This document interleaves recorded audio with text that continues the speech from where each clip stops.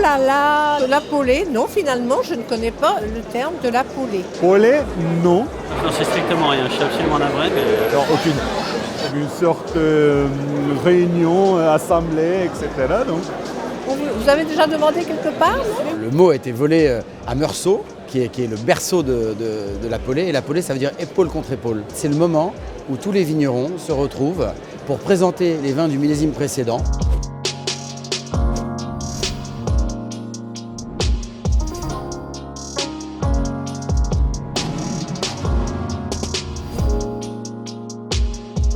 Historiquement, quand mon papa a créé la polée avec Jacques Puiset, les vignerons allaient au salon de l'agriculture et sur la route du retour, en retournant dans leurs vignes, ils s'arrêtaient à Chartres et présentaient leurs vins aux restaurateurs, aux passionnés de vin. C'est comme ça que c'est né en 83, par une amitié entre Jacques Puiset, Georges Alrat et les vignerons.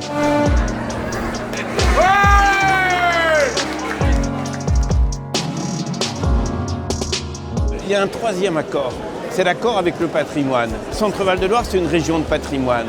On a de plus en plus d'amis au niveau national et international qui viennent. Ils viennent rechercher ça. Ils viennent rechercher cet accord entre le plaisir de la table, la découverte des vins et puis une histoire. C'est vraiment un truc de dingue. C'est ma première polée. C'est vraiment un honneur pour moi, sincèrement, de faire cette 40e édition. Ça fait maintenant 18 ans également qu'on sélectionne un grand chef pour venir représenter sa région, s'accorder avec la Loire et faire des mariages accord-mets-vins dans l'excellence. C'est touchant, je veux dire, le Grand Monarque, ça reste un endroit où on venait en famille, c'est le bel établissement de l'Eure-et-Loire.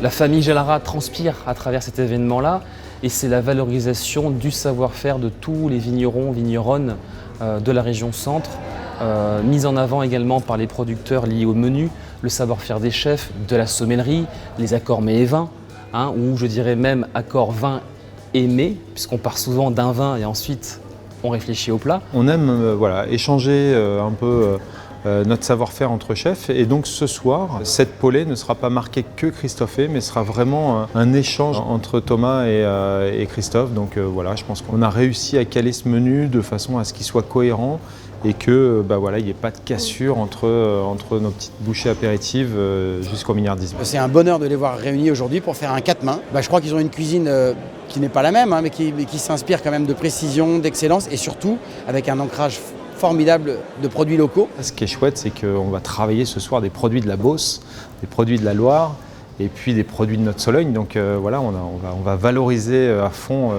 notre belle région centre. Ce soir, on est à 180 convives. C'est une belle polée. Je crois que la grande force de la polée, c'est qu'il n'y a pas d'histoire d'argent, tout se fait dans la simplicité, tout le monde vient bénévolement, le goût du partage, le goût de l'excellence, faire ce qu'il y a de mieux en toute simplicité.